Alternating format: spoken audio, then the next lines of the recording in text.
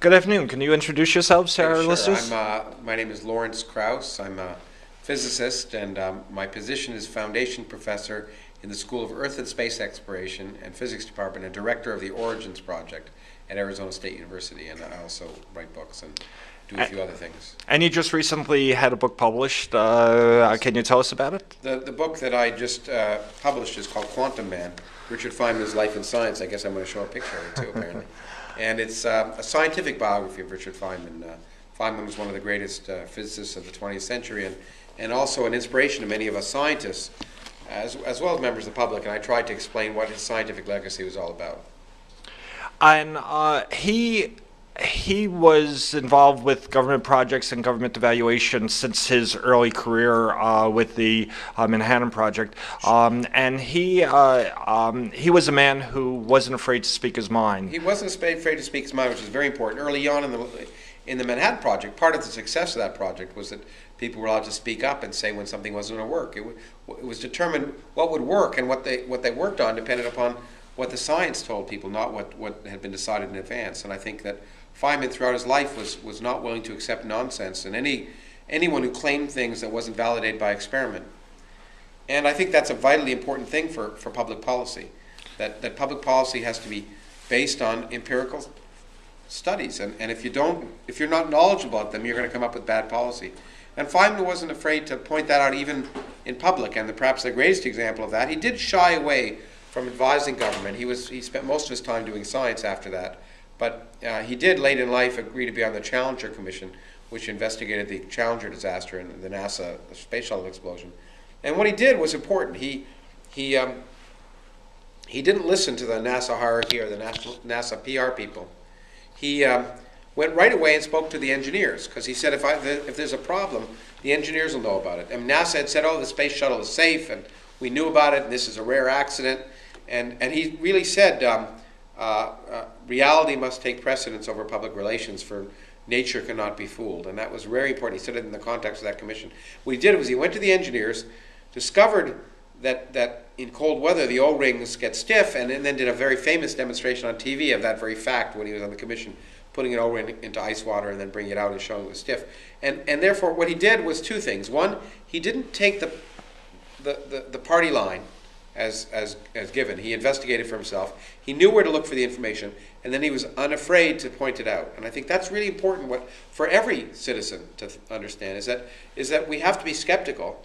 We have to require our politicians and our policy makers to base their policies on sound science. And it's the only, because science is the basis of every major political decision that our government will take in the next century. It's vitally important that we they don't have to be scientists, but they have to know where to get the information and not censor it.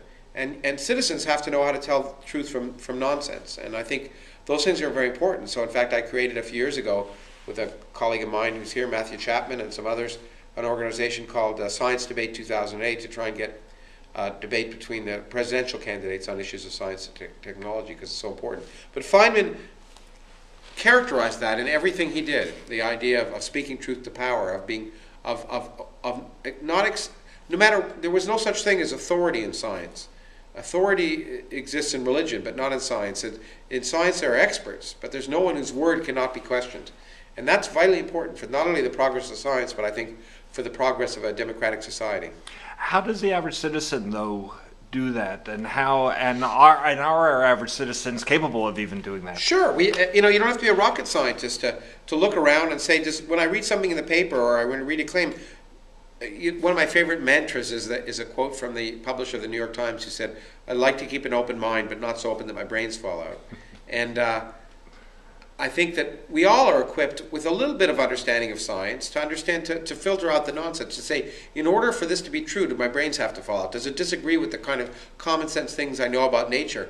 And those kind of things, I think, go a long way to filtering out nonsense.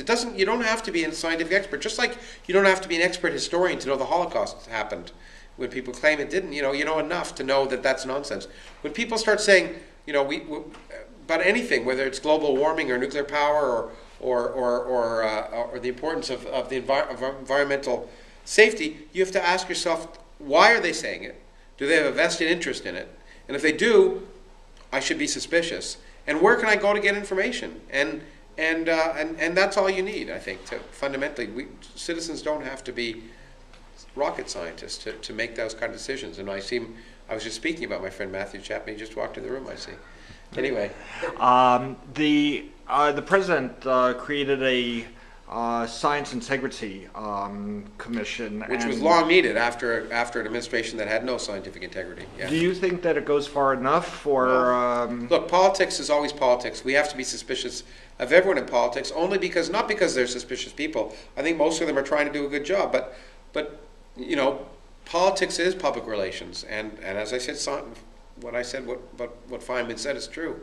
Reality's got to take precedence. So even those of us, and I was eventually a scientific advisor on the Obama campaign, that eventually, once people get into power, we have to still hold them accountable. And of course, it's a great step forward, but you know, they're governed by politics as well as by science, and so it's important that we have to continue to push hard on every administration to hold to reality.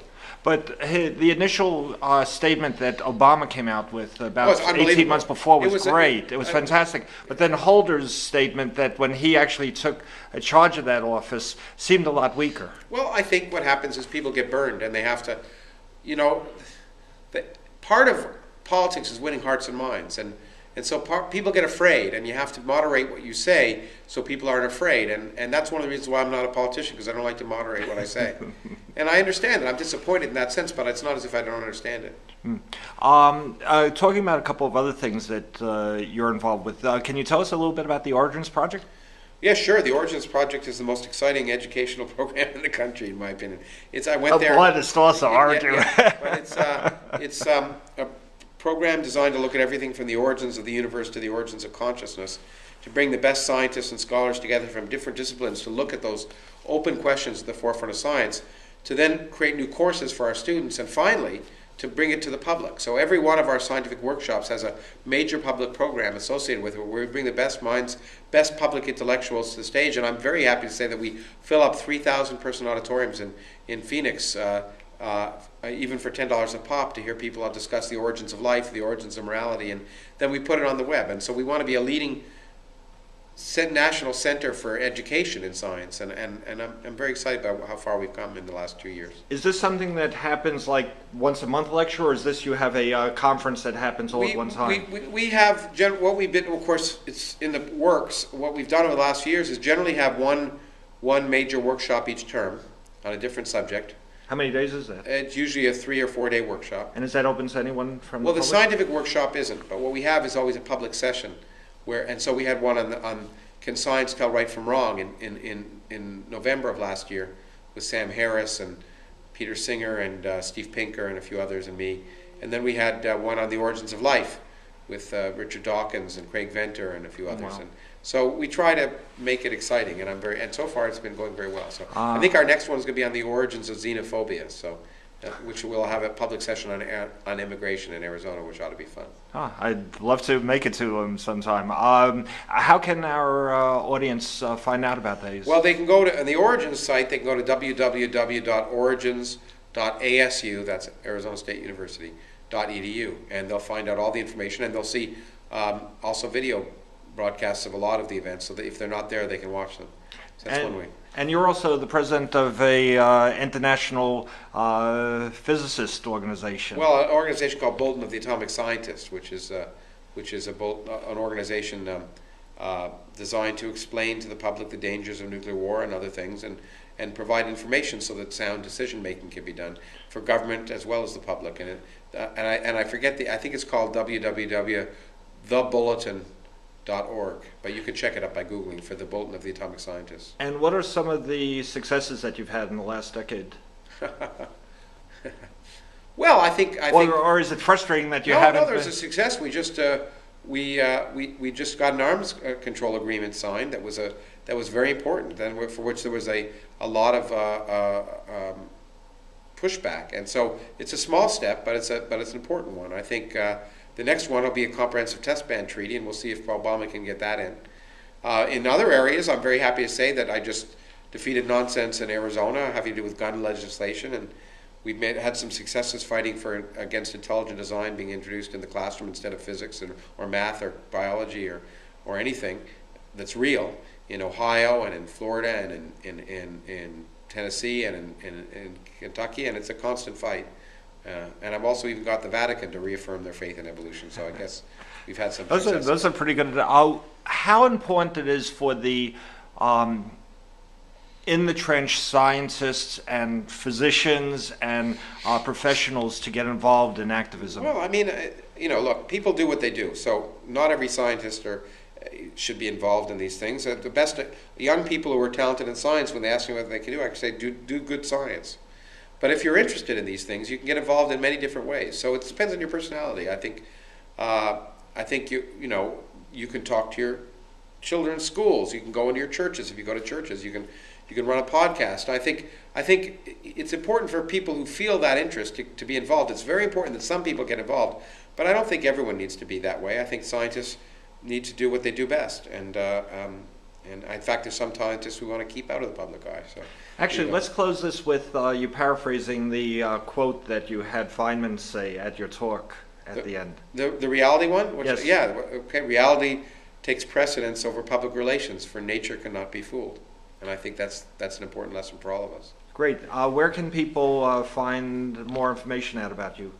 Well, they can go on the web. It's not hard. I have a web page which has some of my lectures and my appearances and some other things that I've written.